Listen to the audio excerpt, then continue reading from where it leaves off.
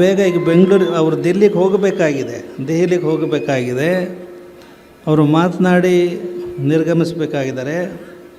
ನಾವು ಅವ್ರಿಗೆ ಹೇಳಿದ್ವಿ, ನೀವು ಮಾತಾಡೋಕ್ಕೆ ಮುಂಚೆ ನಾವೊಂದೆರಡು ಮಾತು ಹೇಳ್ತೀವಿ, ಅದಕ್ಕೆ ನಿಮ್ಮ ಸಕಾರಾತ್ಮಕ ಪ್ರತಿಕ್ರಿಯೆಯನ್ನು ನಾವು ನಿರೀಕ್ಷೆ ಮಾಡ್ತೀವಿ ಅಂತ ಹೇಳಿದ್ದೀವಿ. ಹೀಗಾಗಿ ನಾವು ಆರಂಭದಲ್ಲಿ ಎರಡು ಮಾತುಗಳನ್ನು ಹೇಳಲಿಕ್ಕೆ ಬಯಸ್ತೀವಿ. ಅದಕ್ಕೂ ಮುಂಚೆ ನಾವು ಬೆಳಿಗ್ಗೆ ಹೊರಟಿದ್ದು ಸಿರಿಗೆರೆಯಿಂದ 10 ಗಂಟೆಗೆ. ನಾವು 10 ಗಂಟೆ ಹೊರಟರು ಸತತವಾಗಿ ಪ್ರಯತ್ನ ಮಾಡಿ ಸೀದಾ ಈ ವೇದಿಕೆ ಬಂದಿದ್ದೀವಿ. ಬಿಡಾರಕ್ಕಿನ್ನೂ ಹೋಗಿಲ್ಲ.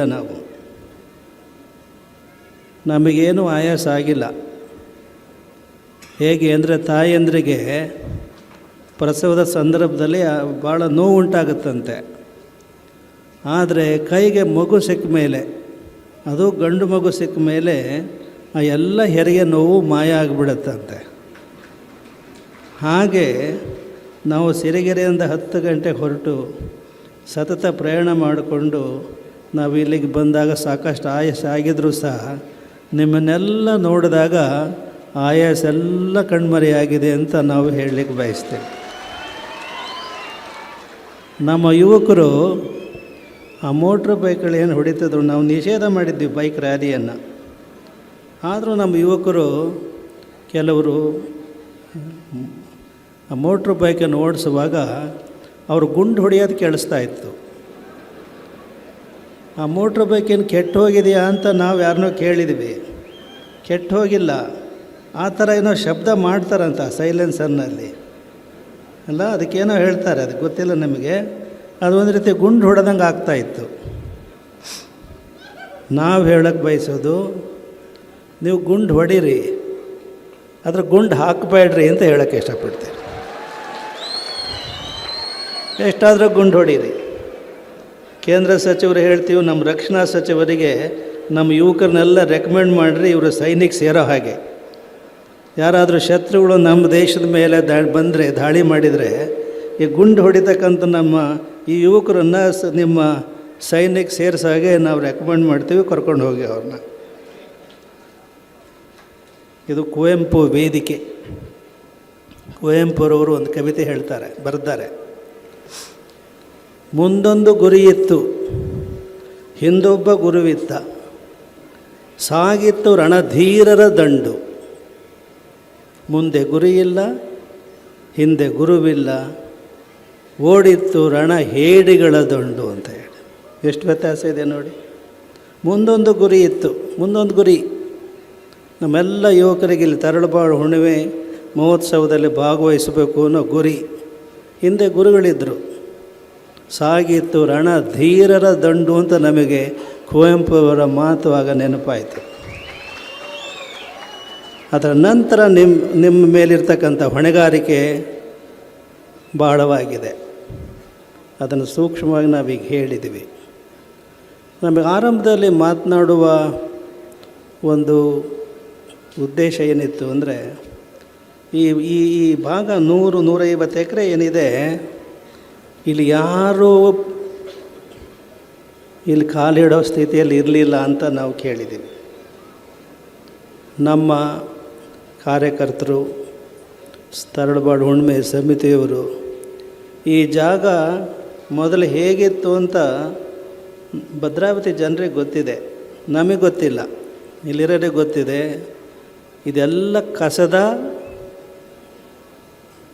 ಒಂದು ಗುಂಡಿಯಾಗಿತ್ತು.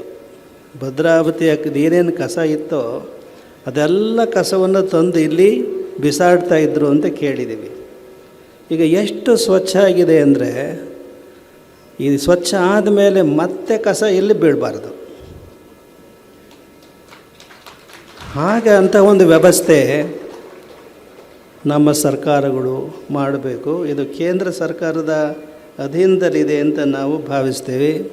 ತಕ್ಷಣವೇ ಇಲ್ಲಿ ಆಗಬೇಕಾಗಿರೋದು ಅಂತಂದರೆ, ನಾವು ಕೇಂದ್ರ ಸಚಿವರಾದಂಥ ಕುಮಾರಸ್ವಾಮಿ ಅವರಿಗೆ ನಾವು ಕೇಳ್ಕೊಳ್ಳೋದು, ತಕ್ಷಣವೇ ಒಂದು ಬೇಲಿಯನ್ನು ಇಲ್ಲಿ ಹಾಕಬೇಕು. ಇದು 100-150 ಎಕರೆ ಇದೆ.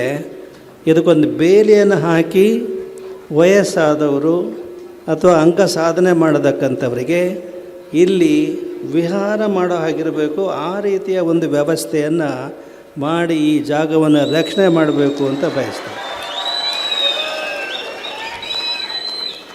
ನಿಮಗೆ ಇತಿಹಾಸ ಗೊತ್ತಿದೆಯೋ ಇಲ್ಲೋ,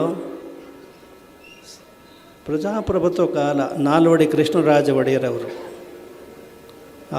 ಅವರ ಕಾಲದಲ್ಲಿ 18 ಜನವರಿ 1923 ಇಲ್ಲಿ VSNL ಕಾರ್ಖಾನೆ ಸರ್ ಎಂ ವಿಶ್ವೇಶ್ವರಯ್ಯನವರಿಂದ ಅವರ ತಾಂತ್ರಿಕತೆಯ ಪರಿಣತಿಯಲ್ಲಿ ಇಲ್ಲಿ ಸ್ಥಾಪನೆ ಆಗಿದ್ದು 18 ಜನವರಿ 1923ನೇ ಇಸ್ವಿ. ಇಲ್ಲಿಗೆ ಎಷ್ಟಾಯಿತು? ಇಲ್ಲಿಗೆ 103 ವರ್ಷಗಳಾದವು. ಅಂದಿದ್ದದ್ದು ಪ್ರಜಾಪ್ರಭುತ್ವ ಅಲ್ಲ, ರಾಜಪ್ರಭುತ್ವ. ಈಗಿರತಕ್ಕಂಥದ್ದು ಪ್ರಜಾಪ್ರಭುತ್ವ. ರಾಜಪ್ರಭುತ್ವದಲ್ಲಿ ಸ್ಥಾಪನೆಯಾದಂಥ ಈ ಕಾರ್ಖಾನೆ ಪ್ರಜಾಪ್ರಭುತ್ವದ ಕಾಲದಲ್ಲಿ ಹಾಳು ಹಂಪೆಯಾಗಿರ್ತಕ್ಕಂಥದ್ದು ಬಹಳ ಶೋಚನೀಯ. ಹಾಳು ಹಂಪೆಯಾಗಿದೆ ಇದು. ಆ ಕಾರಣಕ್ಕಾಗಿ ನಾವು ಸನ್ಮಾನ್ಯ ಸಚಿವರಿಗೆ ಸೂಚಿಸೋದಿಷ್ಟೇ, ಎರಡೇ ಮಾತು ಹೇಳಿಬಿಡ್ತೀವಿ. ಈ ತರಳುಬಾಳು ಹುಣ್ಣಿಮೆ ಮಹೋತ್ಸವದಲ್ಲಿ ಏನೇನು ಕಾಣಿಕೆ ಸಂಗ್ರಹ ಇದೆ ಭಕ್ತಾದಿಗಳಿಂದ, ಇದರ ಖರ್ಚು ವಜಾಜಾತ ಏನು ಉಳಿಯುತ್ತೋ ಅದಕ್ಕೆ ನಾವು ಮಠದಿಂದ ಸೇರಿಸಿ 5 ಕೋಟಿ ರೂಪಾಯಿಗಳನ್ನು ನಾವು ನಿಮಗೆ ವಾಗ್ದಾನ ಮಾಡ್ತೀವಿ. ಇದರಲ್ಲಿ ಎಷ್ಟು ಉಳಿಯುತ್ತೋ ಗೊತ್ತಿಲ್ಲ, 50 ಲಕ್ಷ ಉಳಿಯುತ್ತೋ ಎಷ್ಟು ಉಳಿಯುತ್ತೋ ಗೊತ್ತಿಲ್ಲ. ಆದರೆ ನಾವು ಮಠದ ವತಿಯಿಂದ ಭಕ್ತಾದಿಗಳಿಂದ ಭಿಕ್ಷೆ ಎತ್ತಿ ಆದರೂ 5 ಕೋಟಿ ರೂಪಾಯಿಗಳನ್ನು ಕೇಂದ್ರ ಸರ್ಕಾರಕ್ಕೆ ನಾವು ಕೊಡಲಿಕ್ಕೆ ಸಿದ್ಧರಿದ್ದೀವಿ.